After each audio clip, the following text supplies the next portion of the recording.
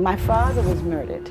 Oh, I apologize. And my mother was only 59, but mother and I were very close. She helped me to get to Good Times, you know what I'm saying? Yeah. And then one day we're sitting there watching Good Times in the middle of Alzheimer's, and she looked at Thelma, because she loved that show, for some reason. And she would look at Thelma and JJ fight and everything, and then she looked at me one day and she said, you know, that's a cute little old girl. She knew a connection, but I didn't look like that anymore. I look like this, so it wasn't me to her. Right. You know, and I said, yeah, Mommy, she's a cute little girl.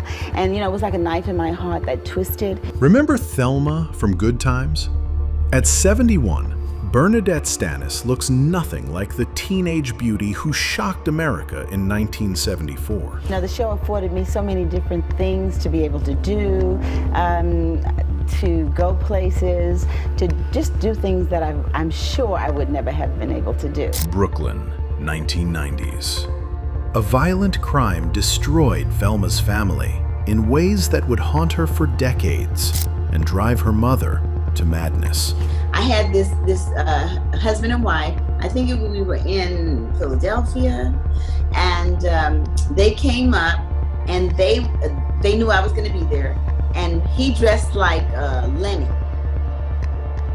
and I don't know who she was dressed like, but I think she was dressed like Thelma. What BernNadette Stanis looks like today will shock you.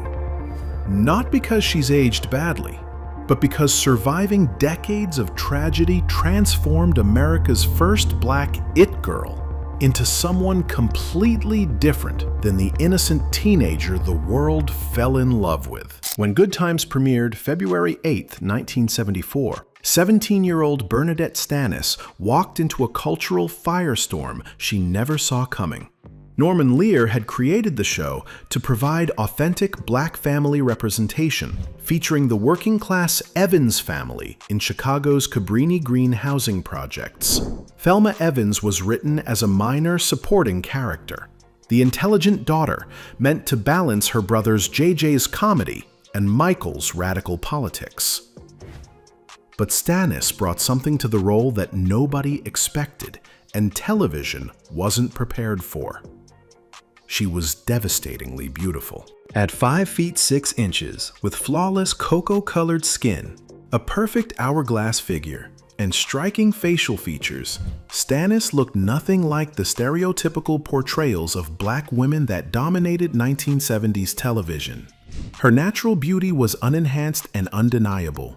Luminous skin that glowed under studio lights, expressive dark eyes that photographed beautifully, and a smile that could stop traffic.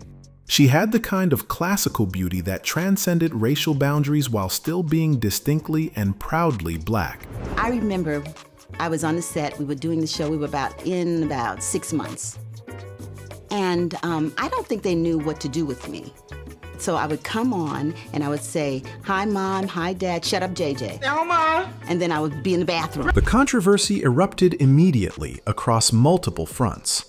Conservative viewers complained that someone so gorgeous couldn't realistically exist in the projects, undermining the show's credibility about poverty and urban struggle. Liberal critics worried that focusing on her physical attributes would distract from important social messages about black families and systemic inequality.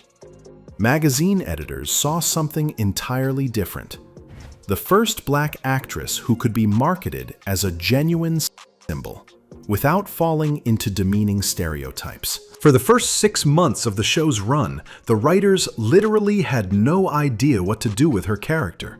Stanis would arrive on set, deliver exactly 3 lines, hi Mom, hi Dad, shut up JJ, then disappear into the bathroom for the remainder of each episode.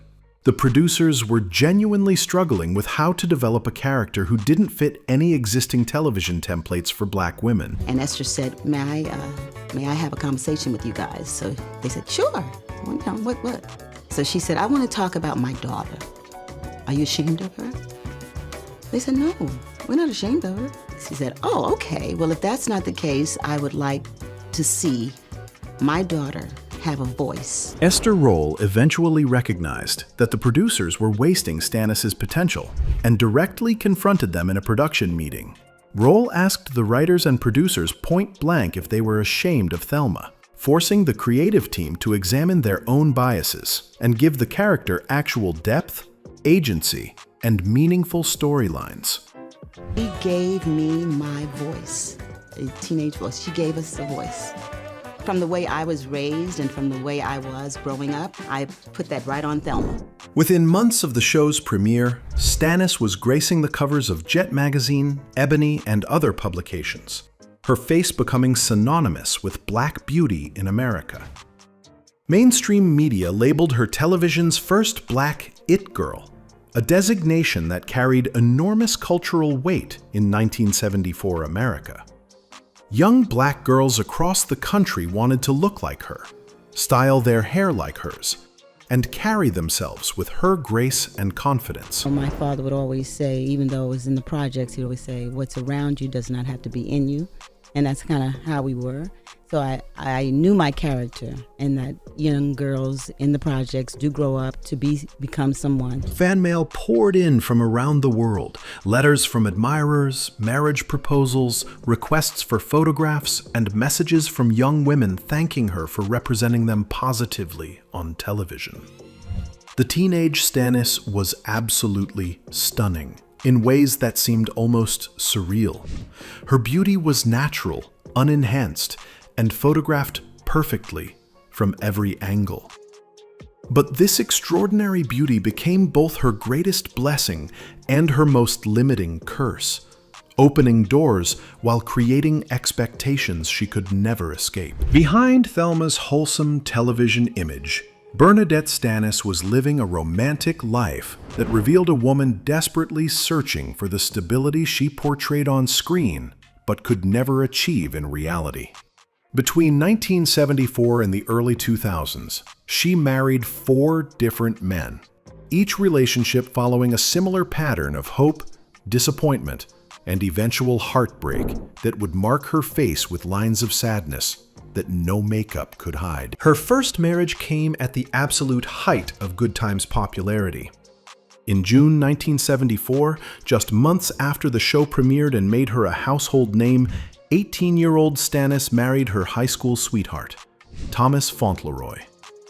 The wedding was featured prominently in Jet magazine, with glossy photos presenting the young couple as America's ideal Black romance. But the reality behind those perfect wedding photos was far more complicated. Because they named me Thelma Ann, and I'm BernNadette. But I forgot all about that BernNadette, and I answered to Thelma anyway. Oh, it's still to this day. To this day. Stanis was working grueling television schedules while trying to maintain a normal teenage marriage. The pressure of sudden fame, constant public scrutiny, travel demands for appearances and photo shoots, and the financial pressures of supporting extended family created impossible strain on what should have been a simple young love story. The marriage lasted 4 difficult years before ending in divorce in 1978. Within just months of her divorce being finalized, Stanis rushed headlong into her second marriage with Brooklyn nightclub owner Darnell Johnson in January 1979. This relationship represented her attempt to find someone who understood the entertainment world and could handle her celebrity status without being threatened by it. Johnson was older, more experienced in nightlife and entertainment circles, and seemed capable of providing the protection she thought she needed. And there were 2 girls in my class that I wanted to be a part of their clique. That's what I learned about cliques. And I wanted to be a part of them so badly because they were beautiful, they were smart, they were everything I wanted to be. But this second marriage was troubled from the beginning, plagued by fundamental incompatibilities and Johnson's own personal issues. The pattern was becoming disturbingly clear. She was consistently attracted to men who seemed to offer what she felt she desperately lacked: acceptance, stability, unconditional love, and validation that went beyond her physical appearance. Her third marriage to mechanical engineer Terrence Redd produced her first daughter, Dior Revelle, in 1982. Red seemed to offer professional stability and middle-class respectability, but even motherhood couldn't save this relationship from the same fundamental problems. The marriage crumbled under the weight of his expectations for a traditional wife and her reality as a working celebrity. This man literally followed me from state to state and everything until I got to New York, and I had just given the AFTRA my new change of address, so nobody knew it. By the time she entered her fourth marriage with Kevin Fontana, Stanis had become a fundamentally different woman. The innocent teenager who believed in fairy tale romance had been replaced by someone more guarded and emotionally scarred by repeated disappointments. Her relationship with Fontana lasted longer than the others and produced her second daughter, Brittany Rose. But even this more mature approach to love eventually ended in familiar disappointment. Each failed marriage added another layer of wariness to her expression, another reason to guard her heart more carefully. The dark side of BernNadette Stanis's beauty and fame began in 1976 with what initially seemed like innocent fan mail, but would evolve into one of Hollywood's most persistent and terrifying stalking cases. A man had attended a Good Times taping and became dangerously obsessed after convincing himself that Thelma had looked directly at him during the audience greeting. What started as enthusiastic letters quickly escalated into a 25-year nightmare that would permanently change how Stanis carried herself in public. The letters arrived with disturbing regularity. Sometimes 3 times per day, every single day, for decades. Morning letters described what the stalker planned to do that day while thinking about her. Afternoon updates detailed his activities and growing fantasies.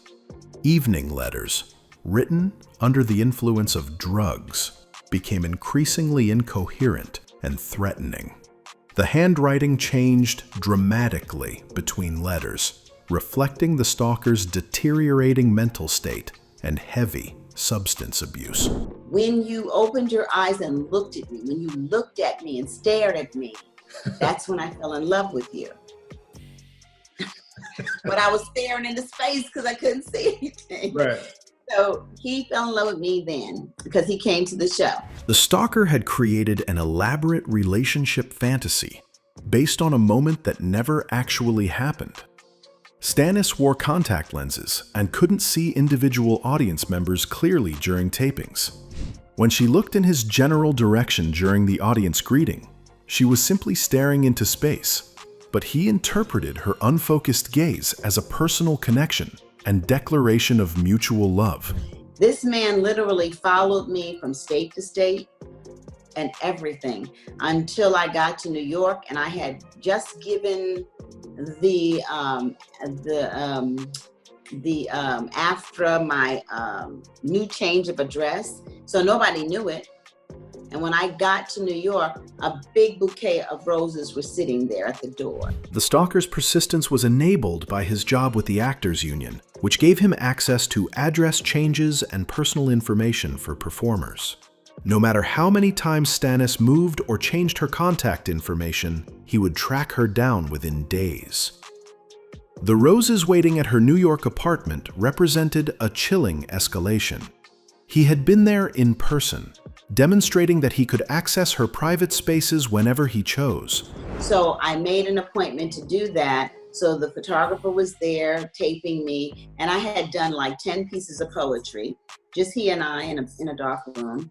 And the very next day, I got one single rose and a letter and a little note. And it said, "Thank you for the poetry." The most terrifying incident occurred when Stanis was recording poetry at an inner-city Los Angeles venue. She had made what she thought was a private appointment with a photographer for an intimate recording session. When she received a rose and thank you note the next day, referencing specific details from the private session, she realized the stalker had either been the photographer himself or had somehow infiltrated what she thought was a secure space. They made him stop, but he did send that one more letter. Wow. Man, the things that actresses and just celebrities go through, it's crazy. The psychological impact was devastating and permanent.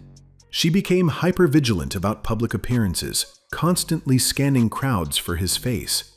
Simple activities like grocery shopping or picking up her children became exercises in paranoia. The stalker's final letter in the early 2000s claimed he had named his daughter after Stanis and was ending their relationship because he had matured beyond his obsession. By then, 25 years of psychological damage had transformed the open, trusting expression of her youth into something more guarded and watchful. The most devastating transformation in BernNadette Stanis' appearance came from watching her beloved mother slowly disappear into Alzheimer's disease. Eula Stanislaus had been the driving force behind her daughter's success. The woman who encouraged her to enter beauty pageants, guided her through Hollywood's challenges, and remained her closest confidant through 4 marriages and countless career disappointments.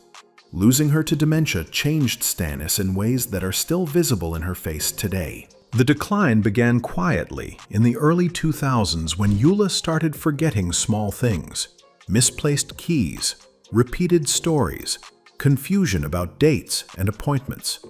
At first, Stanis dismissed these incidents as normal aging, but she gradually recognized that something more serious was happening. The woman who had always been sharp, organized, and mentally agile was showing signs of cognitive deterioration. And I think because my mother was young, she was 59, it affected her in some way. And I do believe, that's why I wrote the book The Last Night, that impact caused her mind to, not that she would not have gotten Alzheimer's, but I think that's part of it when you go into a shock in life. And so she had Alzheimer's, and I became her caregiver for 8 years. Stanis became convinced that her mother's eventual Alzheimer's diagnosis was connected to the trauma of losing her husband to murder decades earlier. Eula had been only 59 when Gregory Stanislaw was killed by 4 young men in their Brooklyn neighborhood, and the shock and grief had affected her in profound ways that the family didn't fully understand at the time. When doctors officially diagnosed Eula with Alzheimer's disease at age 72, Stanis made the life-altering decision to become her primary caregiver. She moved her mother into her Atlanta home and completely rearranged her life around providing round-the-clock care. The role reversal was emotionally devastating. The woman who had always been her source of strength now needed help with basic daily activities.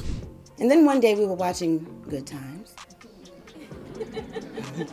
one of her favorites, and she was watching JJ and me and Thelma fight and everything, and she and I were just sitting alone, and she looked up at me and she said, "You know, that's a cute little old girl." The most heartbreaking moment came during what had been one of their favorite shared activities, watching Good Times reruns together.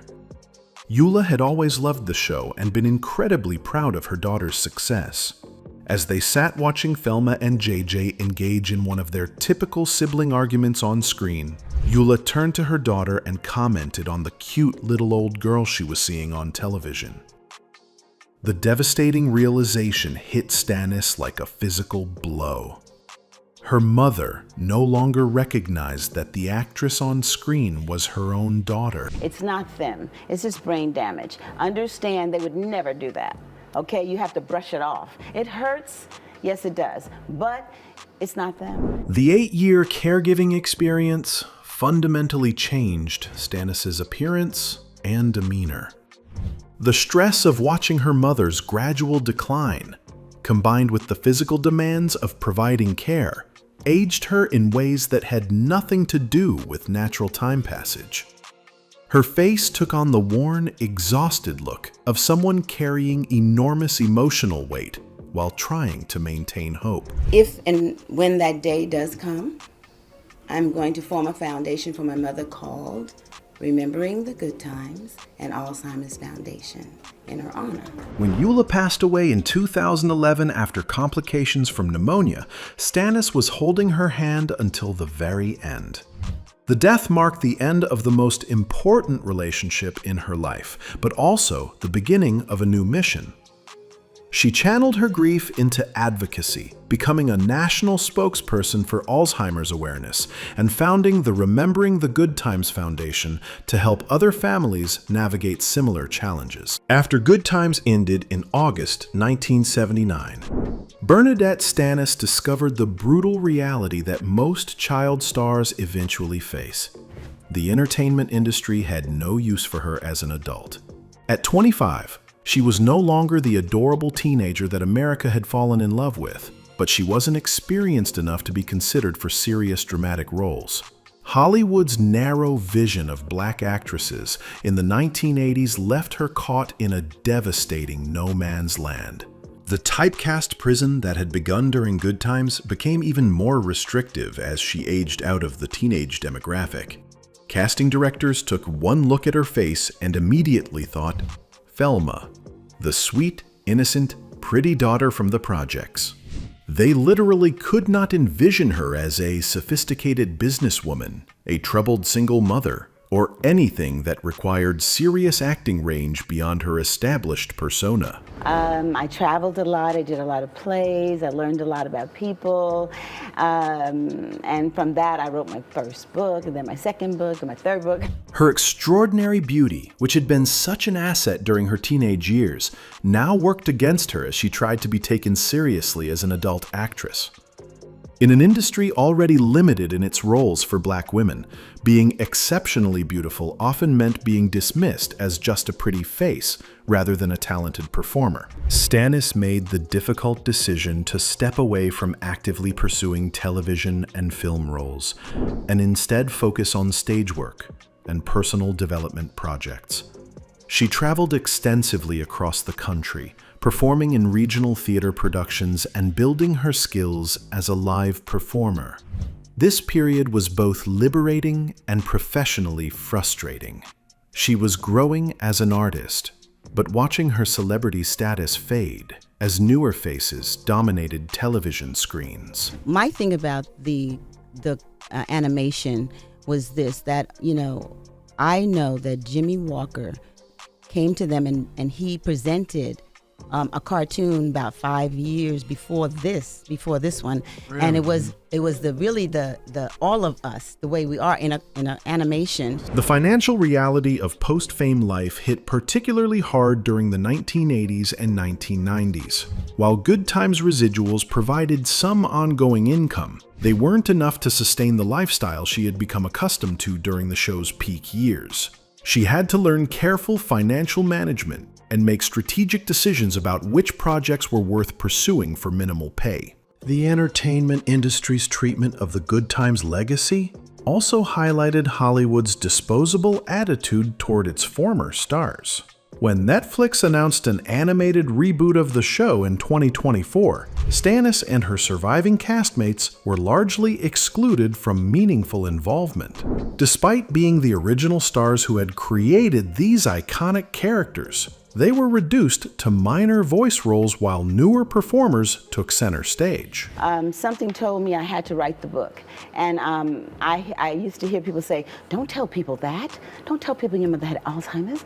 I said, no, she had it. It's the disease. Rather than becoming bitter about Hollywood's rejection, Stanis chose to completely reinvent herself. She became an accomplished author, writing 4 books that showcased her intelligence and life experience. She developed expertise in relationship counseling and financial advice, using her platform to help others navigate challenges she had personally faced and overcome. She also became a sought-after public speaker and advocate, particularly around Alzheimer's awareness and caregiving issues.